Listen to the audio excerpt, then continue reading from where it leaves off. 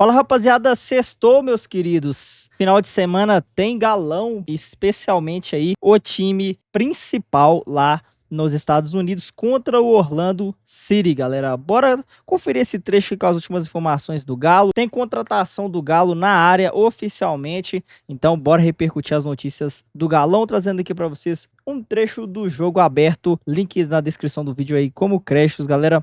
Bora conferir aí a reportagem do programa, que tá bem legal, e finalmente aí vamos ter um pouquinho mais de ideia de como tá esse trabalho do Cuca aí lá nos Estados Unidos, né? Então é o último jogo aí antes do Galo retornar para Minas Gerais, galera. Bora conferir. Atlético Mineiro e Orlando City. Vamos para Orlando, mais especificamente para o estádio do adversário do Galo. Lá está o nosso Lucas Herrero. Lucas, quero saber a temperatura, se deu uma trégua, preparativos dos dois lados. O Galo bem atento a essa partida super bacana que a Band vai mostrar em detalhes. Tudo bem com você? Bora pra cima dos americanos, Galão. Tudo ótimo, Rê. Um beijo pra você, bom dia a todo mundo que acompanha o Jogo Aberto. O frio segue por aqui, é claro, né? Cerca de 6 graus nesse exato momento, mas hoje fomos malandros. A Band está no palco do jogo, falando ao vivo de maneira exclusiva, unicamente aqui dentro do estádio Orlando City. Então um grande beijo, um abraço à Patrícia Maldonado da FC Series, que conseguiu esse lugar coberto, mais aconchegante, para que a gente pudesse fazer essa entrada e mostrar para quem está em casa o palco da partida entre Orlando City e Atlético Mineiro. Bom, a gente traz agora as informações das duas equipes, né? Começando pelo Atlético, que teve aquele empate contra o Cruzeiro na primeira partida da FC Series, e a equipe que iniciou o clássico também deve começar a partida deste sábado, com Everson no gol. Na defesa a gente tem o Saraiva atuando pela direita, Júnior Alonso e Lianco na zaga, com o Arana na esquerda, meio de campo com o Alan Franco e também a presença do Gustavo Scarpa, o Gabriel Menino, e no ataque Hulk e o Bernard. Esse um provável time do Atlético Mineiro, que conta também com outros nomes do banco de reservas, né? Como, por exemplo, o Daverson, que deve entrar na segunda etapa, ele que foi um dos grandes destaques. Já do lado do Orlando City, o que a gente tem? A gente tem uma equipe que perdeu seu principal nome, o camisa 10, Facundo Torres, que foi justamente para o Palmeiras uma transação milionária, mais de 10 milhões de dólares. Com isso, quem deve chegar para o lugar do Facundo Torres no Orlando City? Marco Pasalic, jogou a Copa do Mundo pela Croácia em 2022, então dos dois lados temos muitas estrelas, muitos nomes importantes para esse confronto que vale troféu, viu, Rê? Se tivermos empate no tempo normal, vamos às penalidades máximas para saber quem leva o primeiro troféu dessa pré-temporada, o Inter & Co Trophy. É isso aí, o primeiro jogo da pré-temporada do Orlando City vale troféu. Assim como se fosse o Barcelona lá na Espanha, sabe? O troféu Juan Gamper. Por aqui também temos esse troféu para o primeiro jogo da temporada do Orlando City. Agora, para entender um pouco mais sobre esse confronto, o que vale para Orlando City e Atlético Mineiro, a gente preparou um material bem especial no meio daquela friaca que estava no CT do Orlando City. Bora conferir. Eu duvido você acertar todos os jogadores que estão no vídeo. E esse aqui então? É touca, capuz, cachecol, blusa, tudo para tentar driblar o frio com sensação térmica de 0 grau.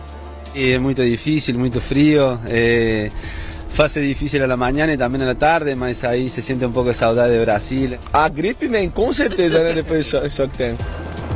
E nessa friaca a gente pôde acompanhar apenas a segunda atividade aberta do Galo em 8 dias nos Estados Unidos. Sinal de que o foco é realmente a preparação dentro das 4 linhas. Mesmo com a visita do elenco ao parque de diversão na quarta, deu pra ver o Bernard na esquerda ali, hein, galera, na ponta, se hein? divertir. A gente ficou meio preocupado, né? Porque a gente veio aqui, achou que não ia treinar o tanto que a gente ia treinar no Brasil, mas a gente está treinando o dobro, 2 períodos quase todos os dias, até vocês acompanharam aí, acho que 2 treinos. Então está sendo muito bom, a gente está nos preparando muito bem. Amanhã, o amistoso contra o Orlando City vale título, ou seja, se empatar no tempo normal, a disputa vai para os pênaltis. Além de valer troféu, o jogo desse sábado tem um ingrediente muito especial. O Orlando City possui apenas um brasileiro que justamente foi revelado pelo maior rival do Atlético Mineiro. O nome dele, Rafael Santos, que recebeu a gente por aqui. E conta pra quem tá em casa, qual foi o clube que te revelou pro futebol?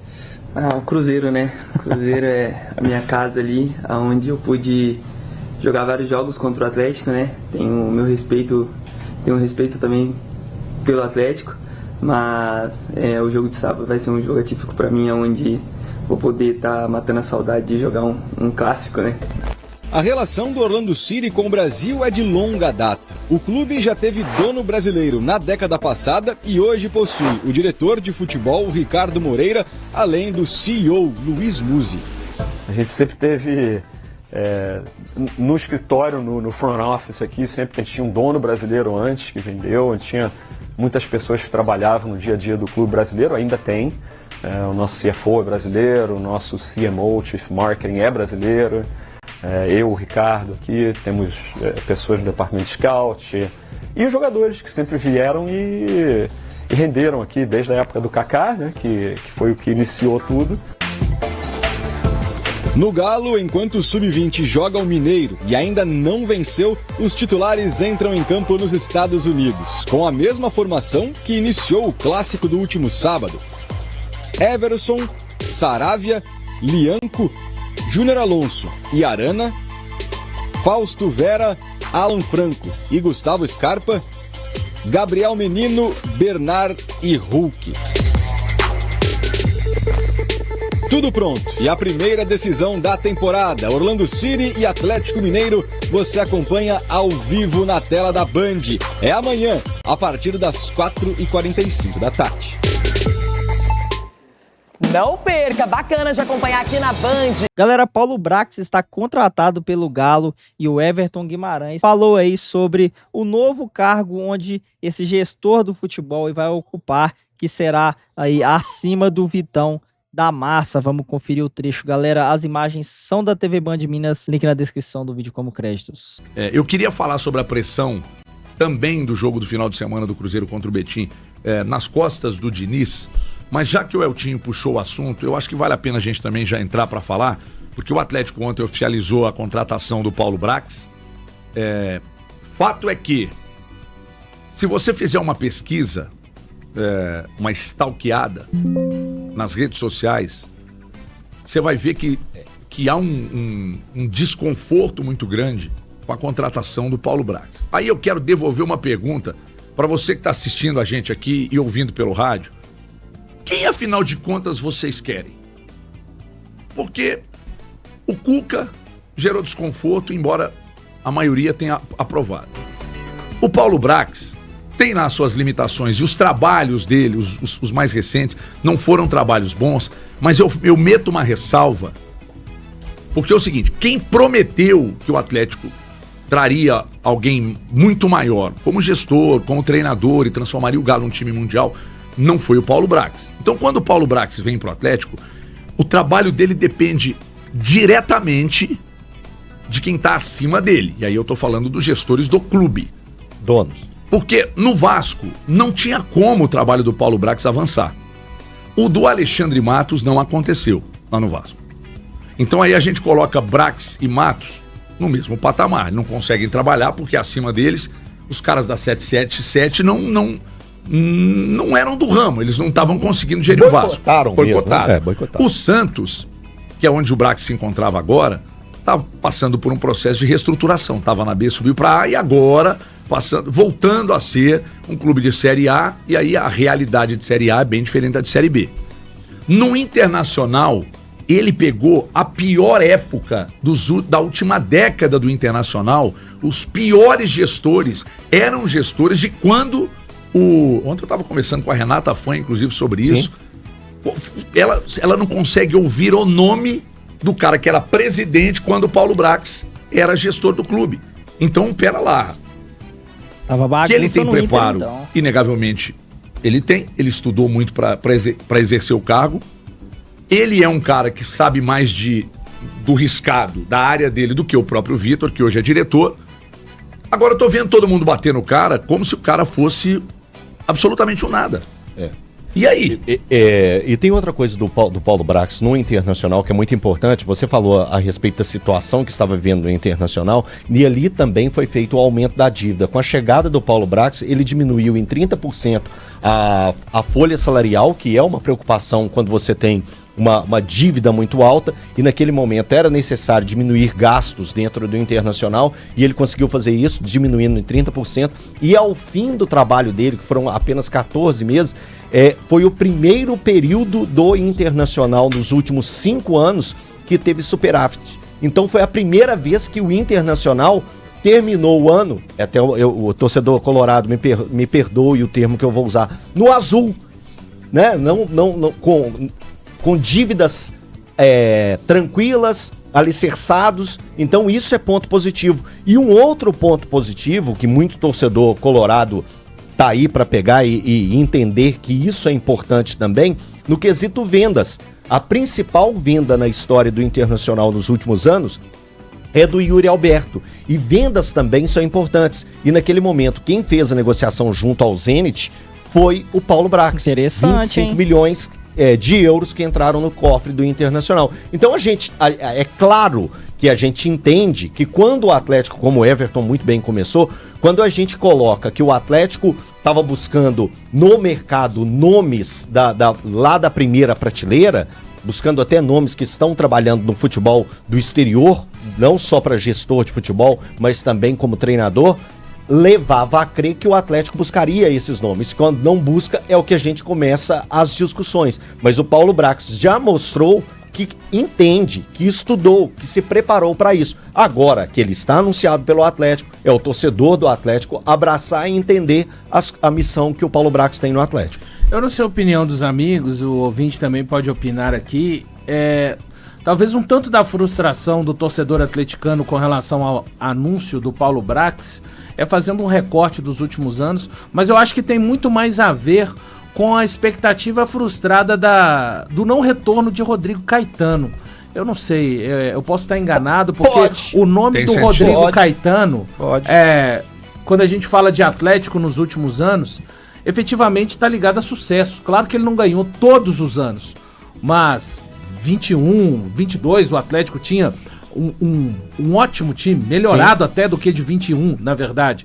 Eu acho que talvez seja o Paulo Brax seja um pouco vítima da sombra. É claro que era um outro cargo, o Atlético está mudando o organograma, mas se o Rodrigo Caetano estivesse no clube, ele seria, ninguém tem dúvidas de que ele ocuparia essa posição do Paulo Brax. Sim. Então eu fico pensando se não é um pouco disso, sabe, HG? Até para dar, porque o atleticano se acostumou a ver no Rodrigo Caetano um cara onde ele não se preocupava com as questões do futebol, que sabia que estava tudo centralizado e que tinha um cara muito competente. E aí, é claro, o Paulo Brax, você disse bem, ele tem toda a preparação, toda a vivência no futebol, mas quando não é possível colocá-lo na mesma prateleira do que o Rodrigo Caetano. O Rodrigo Caetano, que aliás, embora gente do Atlético negue que tenha ocorrido uma reunião com o Paulo Brax, com o Rodrigo Caetano, ela aconteceu no Rio de Janeiro.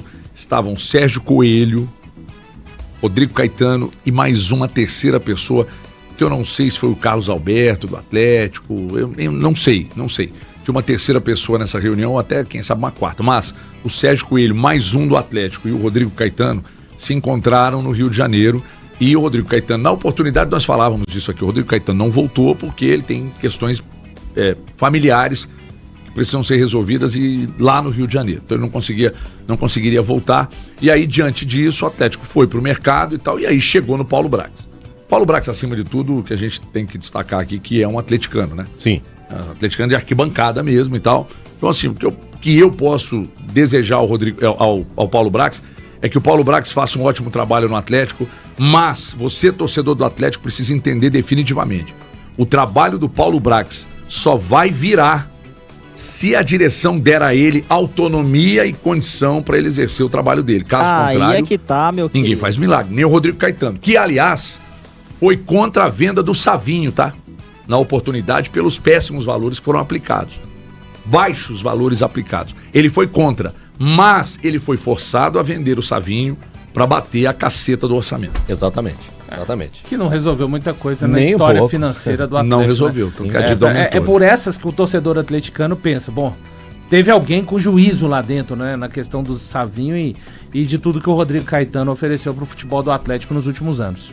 Quando você pensa nos valores de hoje, você assusta ainda mais com os valores que foram feitos Não, é pelo inacreditável. Savinho. É o Savinho pior foi doado. negócio da história. Esse aí vai demorar a ser batido. Exatamente. Hoje o cara brilha só no Manchester City. Ele inclusive, o Paulo Brax vai ser responsável, que não participou efetivamente, mas vai ser responsável já pela apresentação do Júnior Santos e do Coelho. Aliás, o negócio do Coelho deu uma travada, né? Gente, eu vou falar de novo o que eu falei ontem, audiência rotativa. É inacreditável o Atlético tá vivendo uma novela para contratar o Coelho. Coelho, vamos lá, Coelho, gente, que estava no Atlético Paranaense, que foi rebaixado. Isso quando acontece, mercado, né, as ações do atleta dão uma baixa. E o Atlético não conseguiu contratar. De novo eu falo, contratação que é longa, arrastada, é aceitável pelo Nacho, pelo Gustavo Scarpa, e por aí vai. Agora, pelo Coelho, vai me desculpar, Coelho, mas não dava. A novela tinha que ser um capítulo só. Não tinha, era um filminho. Não tinha nada, ou um curta-metragem. Vocês têm informação de onde que está o problema que está gerando a novela? Alguma coisa com relação a valor, tempo de contrato, Elton? Parece que os valores com Coelho já estão acertados. O problema é o Atlético Paranaense aceitar os valores que o Atlético está propondo. Meus queridos, é isso aí. Paulo Brax, seja muito bem-vindo ao Galão da Massa. O cara é um atleticano, o cara é estudado para isso, né? Fez curso aí até na Europa, então competência ele tem, galera. O que resta é como os colegas aí da Band falaram, da Band Minas falaram, né? É ter autonomia para desenvolver o seu trabalho, né? O que ele foi estudado, instruído aí dentro do futebol. Mas é isso aí, galera. Eu quero saber de você, torcedor do Galo, se Paulo Brax era o seu nome favorito aí para assumir esse cargo no Galo, que será aí superior ao Vitor, né? O Vitor, pelo que parece, tem encontrado aí grandes dificuldades no mercado, né, para contratar principalmente, né, galera? É isso aí, o Galo que nesse final de semana enfrenta o Orlando City, né? Vai ser o último jogo aí da pré-temporada aí do Galo nos Estados Unidos. E comenta aqui também qual é o seu placar para esse jogo, galera. O joguinho aí que parece que vai ser melhor do que o do Cruzeiro aí, com certeza. Eu acredito numa vitória do Galo, tá, galera? 2-1 pro Galão da Massa. Deixa aqui também o seu palpite. Se inscreva, deixa o like. Eu vou ficando por aqui, galera. Saudações atleticanas.